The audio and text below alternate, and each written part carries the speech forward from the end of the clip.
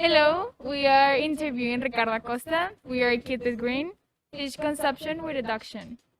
We started this project by following the UNESCO goal number 12, responsible consumption and production. Our solution is to create a digital campaign to teach and to promote the importance of responsible consumption by sharing advices, recommendations of things to help you being a part of making a change in the planet.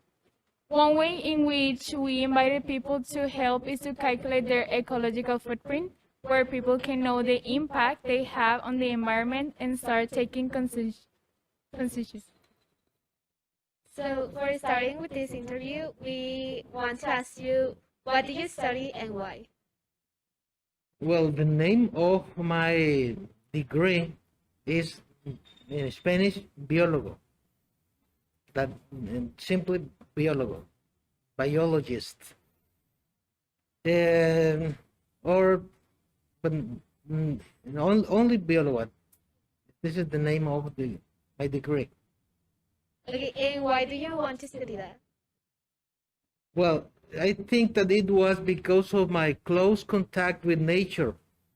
I was living in the south part of Monterrey, just close to the Cerro de la Silla. And I was always in contact with nature, playing with snakes, wasps, many different animals and plants. So I like nature, and that's why since I was a small kid, I decided to study biology. Okay, perfect. And tell us about your profession. My what? Excuse me? Profession as a teacher. I mean, Oh yeah. like, do you like what you do? Do you Yeah. like to teach Yeah. them? Yeah.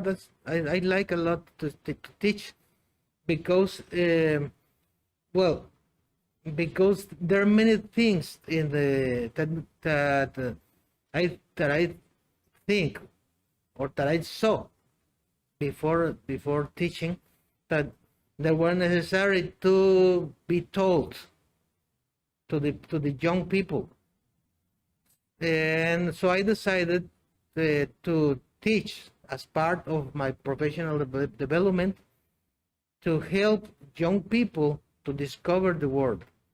You cannot take care of the nature if you don't know the nature. So it is necessary to help to the young people to understand with an objective way of thinking the nature. Yeah, and actually, that's what wasn't a reason we chose you for this interview, because we saw you have like that goal to teach young people to know. Yeah, that Like passion. what to me? The passion you teach with. I mean, that was one reason we chose you for this interview. So, let's go Yeah, for the please. other question. Do you believe environmental education is important? Yeah, that is not only important, it is vital. Vital. It's, we need to be informed to preserve the planet and to live. We cannot live without the planet, and we cannot take care of the planet without the information. Yeah. What do you understand about responsible consumption?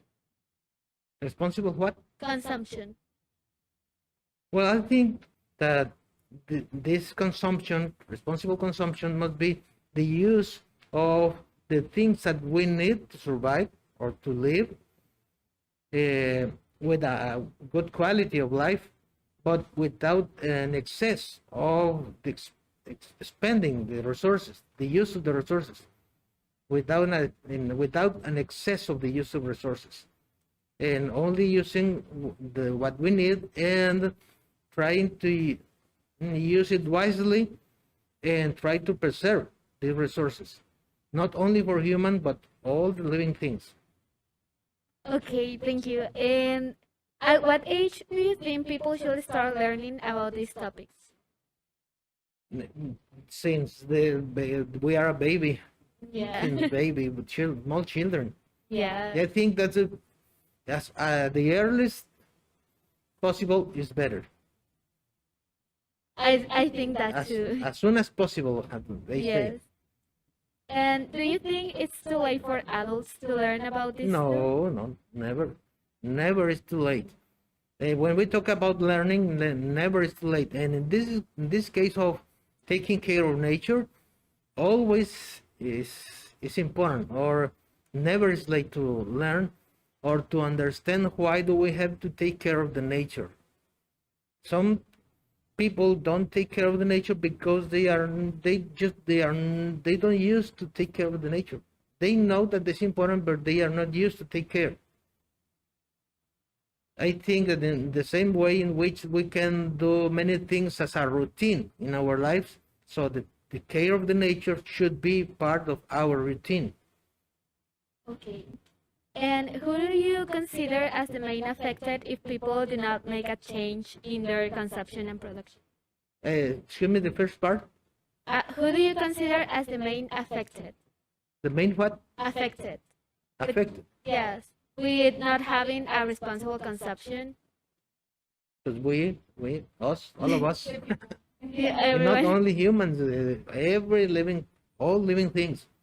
We must always keep in mind that the problems of waste disposal or wastewater disposal or the use of resources in normal or in excess always has a consequence not only for humans but all living things in this planet. Even if we think that they are not part of that given environment, there is a consequence for some other living things in other places. So as we said previously, we chose you. One of the reasons we chose you as the interviewee, is that you teach us biology in second semester, if I remember correctly, and you part of the program and part of what you taught us is about responsible consumption, about ecological stuff that we need to know in order to be, well, better human beings and more responsible in the environment. So, out of all of this, we were hoping if you could tell the people that are viewing and listening right now, if you could tell them three actions to promote responsible consumption, as you thought. Responsible consumption. Well, mm, I think I don't know how to say it in if I can say it in order, but maybe not the first one that I mentioned is not the most important, but it comes to my mind to buy only what we need. Some many times we buy things that we don't need, and we do it because we have the money or because we do have the education to buy and buy and buy only many things without the real need of that of some things. And I think this is one of them. One of the action is to buy what we need and the amount we need it, to prevent the consumption in excess of products that later are going to cause some other kind of problems, as waste disposal, for example, or only maybe only pollution of the environment. Yeah. This is one I think that I can mention. I want to tell you that I am a teacher of the third and fourth semester. So It was in third. It was yeah, it was in third semester. yeah. Yeah. We talk about ecology. Um, how do you think we can convince people to do the stuff you just mentioned a few minutes ago? Just can you repeat the first part? Oh, how do you think we can convince people? Ah, we can convince, tell yeah. them- Let me tell you, before continuing, let me tell you something. The- I have been working in a hospital for many years, yeah. So in the pathology lab, it was part of my training, part of my specialty in anatomy, and we use substances that cause damage in the ear. So that's why people that work for a long time in this kind of places, we have some degree of loss of hearing. That's why many times I have to listen the everything twice. Okay. Yeah, okay, please.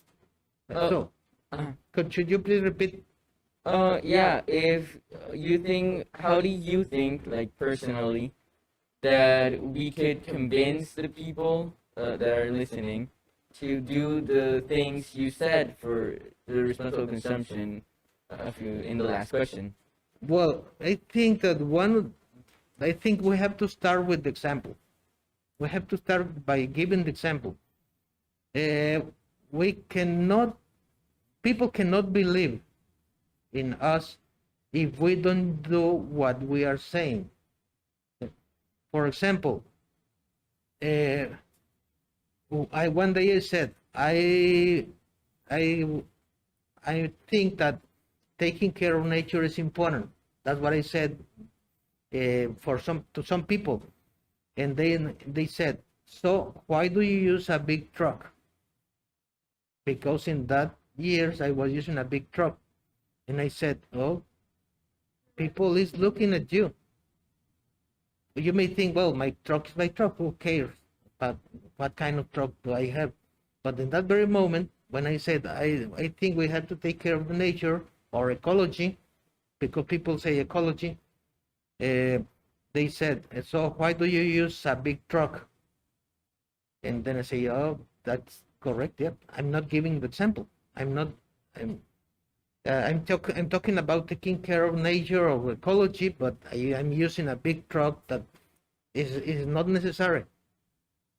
And now I use a smaller truck." Oh, well, that's actually a really good example. Thank you. The next question is, do you know any laws?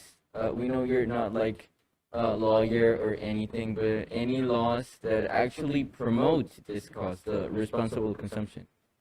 No, no, You I don't really think don't know. you don't think there aren't like any laws that will help us? As far as I know, I don't remember Yeah. if I have heard about some of these laws. Yeah. I really cannot say. Alright. Thank you. Do you know any companies that Any support what? Excuse me? responsible? Any companies that support responsible consumption, like any organizations, corporations? No, no.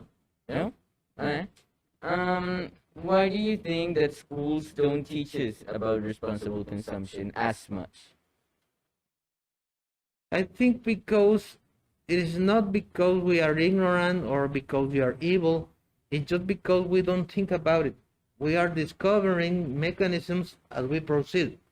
And that's why it's important that the new generations uh, give this kind of contributions, because we are very busy surviving or teaching or in some making some exercises for the students, and we have no time, or we don't think about this kind of mechanisms that can be used.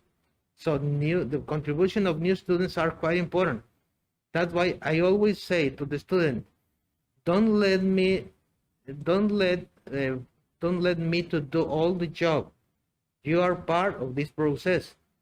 That's why when I ask you for the portfolio or something like this, I said to the student, you have a brain, you must contribute with whatever you want to contribute, the contribution you want to prepare your portfolio.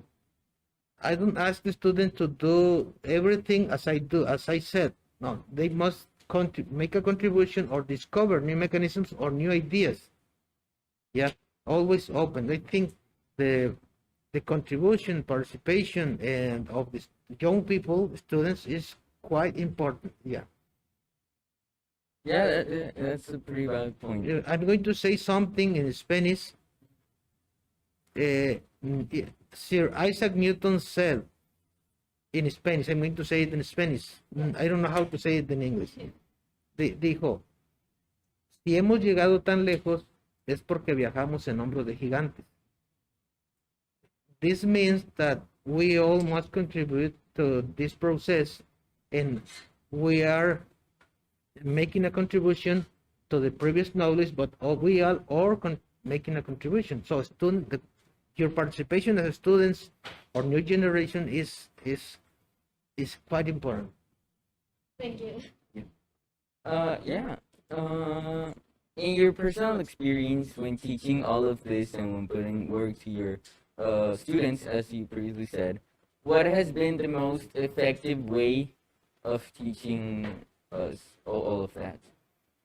I think that is one of the procedures that we are not using at 100%. It's just as um, an incomplete excuse me mechanism is the use of projects, scientific projects, uh, experiments, or things like this, that in which the students has an idea in teams and then participates in this kind of scientific projects, and it could be by the participating with an idea or with the process. So I think by means of the science projects. Oh, that's pretty cool. And well, our last question to wrap up the interview is what impact do you think that we're going to have on the environment if the majority of the population worldwide follow a lifestyle that is like you've been describing, like with no big trucks and just the lightest impact possible on the environment for responsible consumption? What kind of world do you think we'll have if people do follow this? I think it's a much better work. Yeah. Yeah, by far, In what ways do you think it will be better?